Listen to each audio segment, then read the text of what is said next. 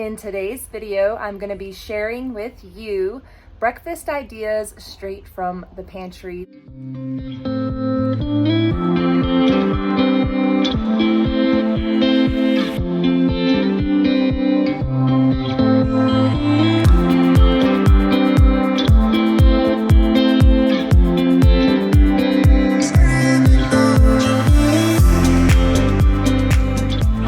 Welcome back to the channel. If you're new here, I am Katie, creator of rouserising.com. If you are new, please hit the subscribe button. I would love to have you part of my family.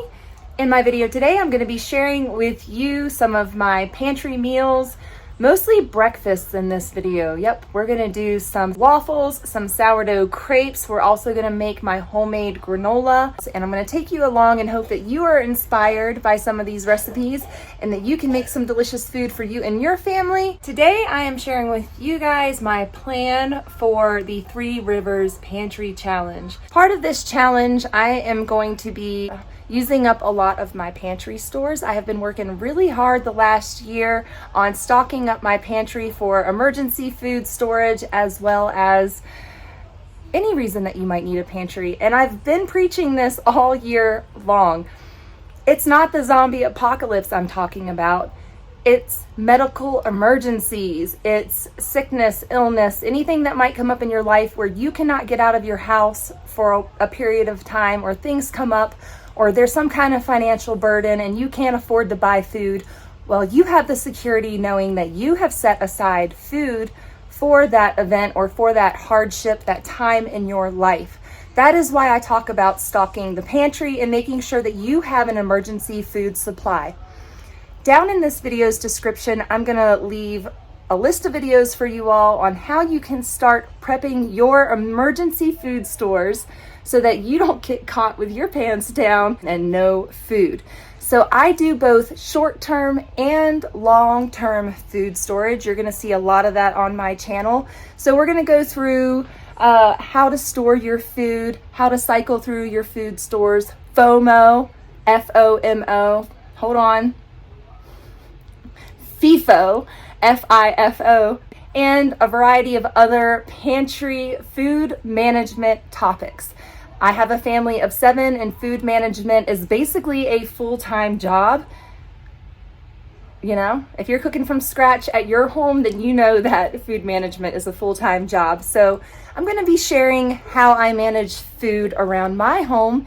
And this time of year, it's with this pantry challenge. It's moving through some of my food stores. It's cycling through some of the old stuff in the freezer that needs to be used up. It is saving money at the grocery store. I'm giving myself a weekly $100 to $150 budget, and that is for fresh eggs, fresh fruit, and milk, you know, perishable items. I also have some milk in my freezer and some dry powder milk, so I'm going to try to cycle through some of that stuff if I need to, if it's coming up close to an expiration date of when those types of foods need to be used, right? So with this pantry challenge, I'm being flexible because life has its ups and downs. We're on a roller coaster ride around here, and I need to be flexible right now with what I'm doing. So my goal is to save as much money as we can at the grocery store, minimize my time out of the house, my husband's time out of the house. We just want to kind of hunker down this month, take it easy, hibernate, recuperate, get well, get better. We're hunkered down here at the house, so I'm really thankful for this pantry challenge because we need it right now. And we've got to use up all this delicious, nourishing food behind us. We also possibly might be making a big move this year. I don't want to be transporting these or having movers or a moving company transport my canned goods full of food. So if we can save money now and cycle through some of this stuff, that is our goal, and that is what we're going to be doing. This isn't all of my food. I have 2 cabinets right here. Those are pantry storage. I also have kitchen appliances in there, so it's not all full of food. And then I have some other areas around my home. So mainly what I'm sharing with you is the bare minimum, what we're cooking from our pantry right now. The meals that we make, we're just staying home, taking it easy, and enjoying this time. Everything is from scratch, so it does take effort. It is work, or it's not work, it's joyful work, right? Because we're happy to have this nourishing food. We're happy to have the stove to cook it on. What a blessing to have this roof over our head. Oh my goodness, I woke up this morning alive and well. So all of those things that we need to be thankful for. We're gonna simplify, right? We're gonna be using up our pantry foods and trying to cycle through some things and get ready for big life changes. A lot of people like to throw out the crazy prepper label on people like myself, but it's not even about that. It's about taking care of our family no matter what. And maybe I don't want to go to the grocery store for a month. I do have to buy eggs. We don't have chickens right now. We got rid of our flock probably too early. We already gave our flock away to our friends. So we don't have fresh eggs. We're debating, like, are we going to get 2 pigs? They're going to be ready in 6 weeks. Our friend has a whole bunch she has 3 litters of pigs, so it's quite a bit. It's a lot of pigs. So we're debating whether or not we're going to get some pigs this year. We don't know how long we're going to be in this house. So many things are going on. So pantry challenge is much welcome. I hope that you learned something from watching my videos, how I store my food. Over here I have tons of buckets and jars and different things. Hi, sweetie. So we're going to go over all of that, but let's get into this video right now. I'm going to start out sharing some food with you all, some breakfast meal prep. Okay, here we have our loaf of bread. Get that out of there and let that cool down. But this is my daily loaf of bread. Sometimes it turns out pretty, sometimes it doesn't. Today it turned out all right. A little wonky, but I didn't mess with it. Usually I scrape down the sides. You can see here I didn't scrape down the sides. So yeah, but it's still edible. It's still delicious, still beautiful, still good, still fresh. First off, I'm going to start with waffles. Waffles are pretty simple. It's basically a pancake recipe with melted fat added to it. So I typically always make our pancakes and waffles from scratch. I like to add in extra protein. Sometimes I add in mashed bananas. Today we're not going to do that. This is just a basic waffle recipe. I've got eggs going in there, some sugar. I'm going to add in some salt. Notice I don't measure any of this. I just kind of go off instincts, listening to my ancestors. We're going to be tossing in some vanilla just to give it a little bit of flavor, and then 2 teaspoons of this Ceylon cinnamon. That is so good. I'm just going to add some milk to give it some hydration. We're going to mix all of our wet ingredients first, and then we're going to add our dry ingredients.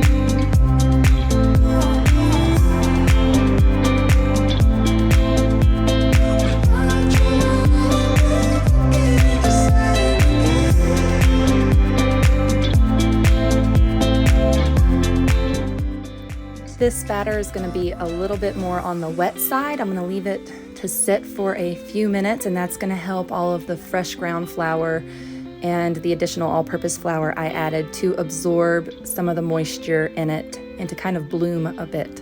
That's going to thicken up this batter, and now it's all ready to go on the waffle maker. So these are delicious, and if I make enough, we can cool them and throw some in the freezer for another day. You guys will see on my channel that I always double or triple batch my recipes, and I do that so that I can have extra for another day, making it a little bit less work for me on another morning. What a blessing that is, a gift I can give to myself and to my family.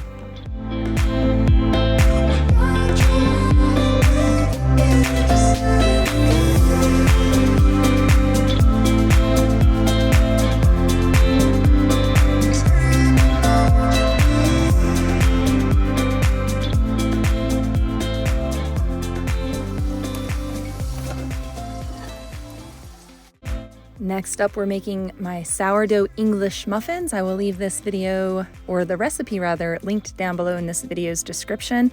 I do have that on my channel, so I am happy to share that with you. I'm gonna take you through the method just so you can kind of see what it looks like. It is a very thick dough, so you do have to work it quite a bit to get these ingredients mixed in. I like to use my dough whisk. And if you need a dough whisk to make your baking tasks at home much easier, then I will leave that linked down below in this video's description as well for you to check out.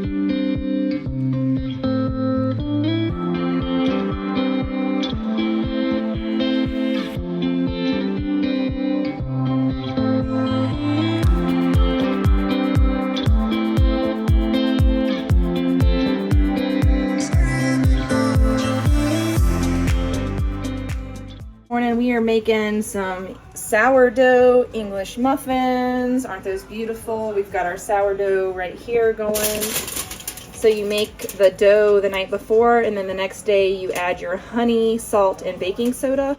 Then they just cook. Usually I do them on like a long griddle, but I just don't feel like getting that out and dusting it off and all that. So we're just using the skillet today, which works just fine.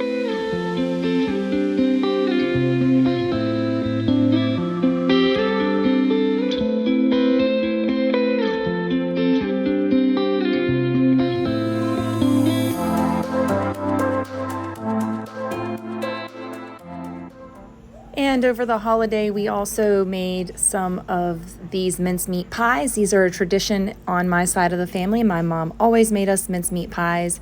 There's the turkey that I cooked, and we had a real simple dinner. I didn't vlog a lot of it, but I thought I would just share these little special treats with you. I got the filling at the store. It was already canned in a jar. I should make it from scratch, and one day we might do that. But I just did that and put some little pie crusts in a muffin dish and made these sweet little treats. They are so good. Have you ever had a mincemeat pie? I think it's like a British or, you know, the UK type thing, but I have heard of a few other people who have had these types of pies before. Let me know down in the comments below.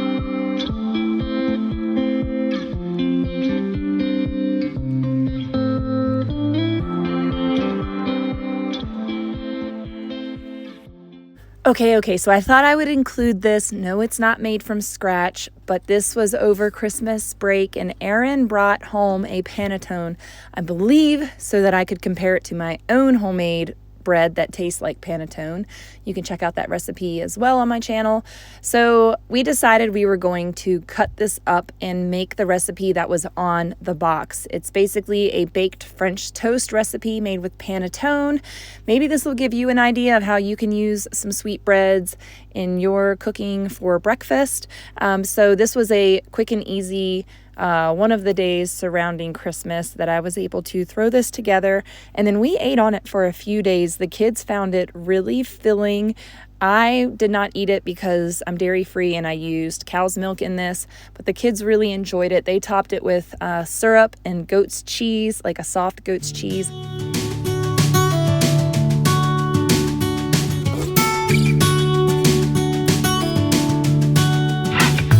I was on a plane to California. I had all the time I'd ever need. Did you even know I was looking for you? I think that I was hiding in between. How long did you wait for me?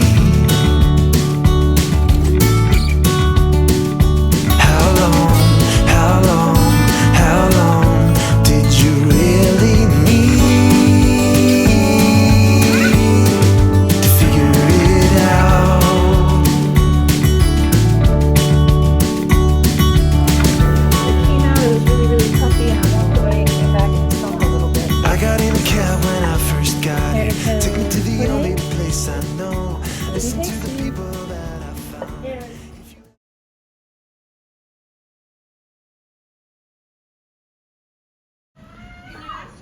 dinner tonight, sourdough bread with turkey gravy, leftover turkey gravy from Christmas.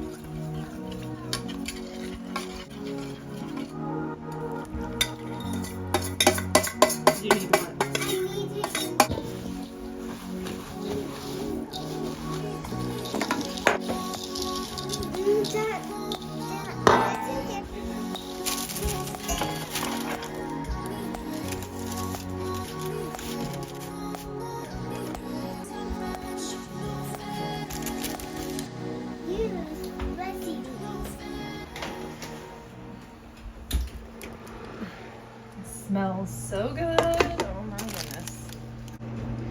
Just gonna let this cool right here on the stove, and then we will put it in the jar. So after taking this out of the oven, I just added some raisins to it, and I gave it a good mix on this tray. And now we just let it cool completely. Allowing it to cool completely will get rid of all of the greasiness, because I don't want to put this into my jar just yet. It'll condensate and it'll get mushy.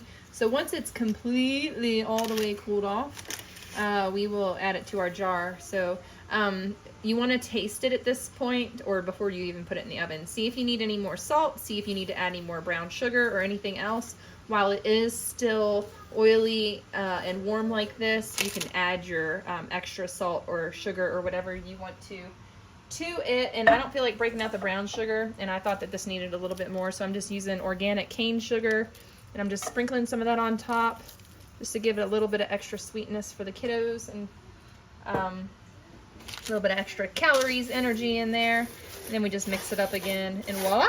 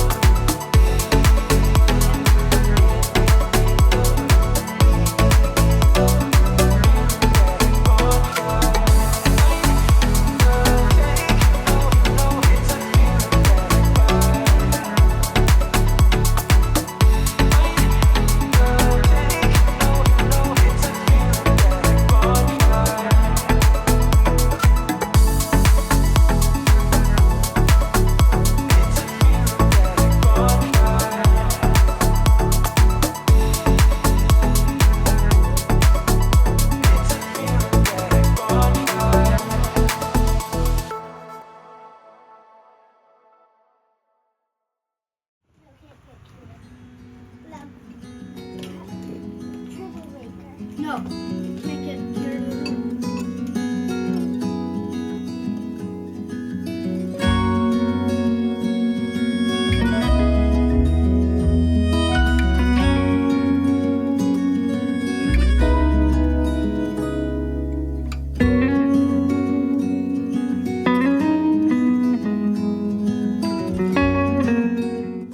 That was a fun dragon fruit to peel and share with the family. We actually had 2 of those, so that was our fruit for our meal tonight. And then we're also going to be making some sourdough crepes. So I have been saving my sourdough discard in this little measuring cup. It's a 2-cup measuring cup, and I'm going to add all of my eggs and a little splash of almond milk or regular milk to it to thin it out into a nice thin pancake batter. So anytime you make crepes, I've never ever measured anything for crepes because I learned how to make these from my mom and from watching my granny make them, and they never measured either. So they were just throwing flour and milk and salt, eggs, and making a thin batter. I know one of my brothers throws yogurt into his batter. He kind of does the same thing. He just throws whatever into the batter. So everybody's crepe recipe is different, so I'm sure you will come up with yours. Be brave, give it a try. You just make a very thin pancake batter. You don't use any kind of leavening agent, as far as you're not going to add any baking soda, baking powder, or yeast or anything like that. I'm just using sourdough discard. You can use flour and add the other ingredients and thin it down. You can add some vanilla extract to it. Then you want to add it thinly to a greased pan while you're twisting the pan around. That will help spread it out evenly and make a thin coat on the pan. You're going to cook it for just a minute or so on one side, and then you're going to flip it and coat it on the other side. You can make these sweet or savory when you fill them and roll them up. My family tonight is just going to have them with syrup because that's how my kids prefer it. So it's a nice protein-rich meal that's going to fill them up.